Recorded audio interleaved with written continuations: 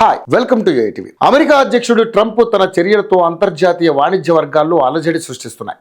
సుంకాల పేరుతో పెద్ద చిన్న దేశాలను కూడా ఇబ్బంది పెడుతున్నారు. ఆయన నిర్ణయాలతో ఇబ్బంది పడుతున్న దేశాల్లో భారత్ కూడా ఉంది. ట్రంప్ వైపు సుంకాలను విధిస్తూనే మరోవైపు ఫ్రెండ్ అంటూ సన్నాయి నొక్కులు నొక్కుతున్నారు. ఇది చాలదన్నట్లుగా తాజాగా కొత్త సుంకాలు విధిస్తున్నట్లుగా ట్రంప్ ప్రకటించారు. దిగుమతి చేసుకునే బ్రాండెడ్ మందులపై 100% సుంకం, భారీ ట్రక్కులపై 25% సుంకం, వంటగది క్యాబినెట్లపై 50% సుంకం విధిస్తున్నట్లుగా ఆయన శుక్రవారం తెలిపారు.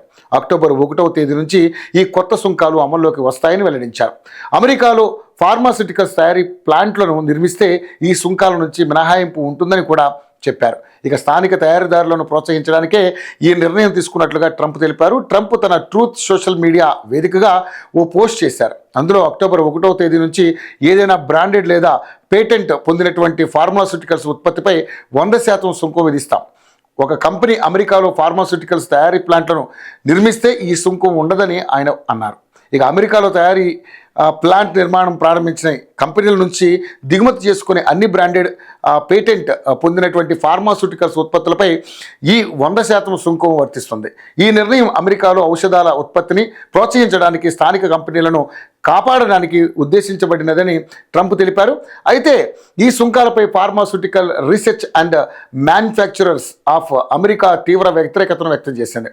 అమెరికాలో వినియోగించే $88.6 బిలియన్ విలువైన ఔషధాలలోని 53% పదార్థాలు ఇప్పటికే అమెరికాలోనే తయారవుతున్నాయని, మిగతావి యూరప్, ఇతర మిత్ర దేశాల నుంచి దిగుమతి అవుతున్నాయని ఫార్మా ఈ ఏడాది ప్రారంభంలో పేర్కొంది. ఇక దిగుమతులపై సుంకాలు విధించడం వల్ల ఔషధాల ధరలు పెరిగి సామాన్య ప్రజలపై భారం పడుతుందని ఆందోళన వ్యక్తం చేసింది.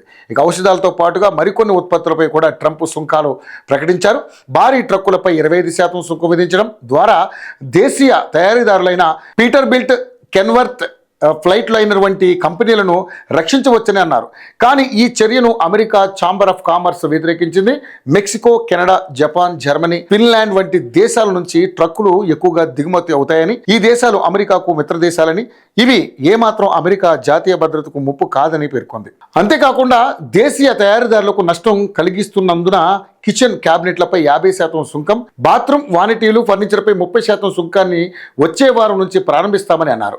ఇవన్నీ అక్టోబర్ 1 నుంచి అమల్లోకి వస్తాయని ట్రంప్ స్పష్టం చేశారు. ఇప్పటికే ట్రంప్ చైనా, ఇతర దేశాల నుంచి దిగుమతి అయ్యే వస్తువులపై సుంకాలు విధించి గ్లోబల్ ట్రేడ్ను ప్రభావితం చేస్తున్నారు. ఈ కొత్త చర్యలు కూడా అంతర్జాతీయ వాణిజ్య వర్గాల్లో అలజడి సృష్టిస్తున్నాయి. ఈ సుంకాలు అమెరికాలోని స్థానిక కంపెనీలకు ప్రయోజనం చేకూరుస్తాయని ట్రంప్ వాదిస్తున్నప్పటికీ వినియోగదారులకు ధరలు పెరిగే ప్రమాదం ఉందని విశ్లేషకులు హెచ్చరిస్తున్నారు.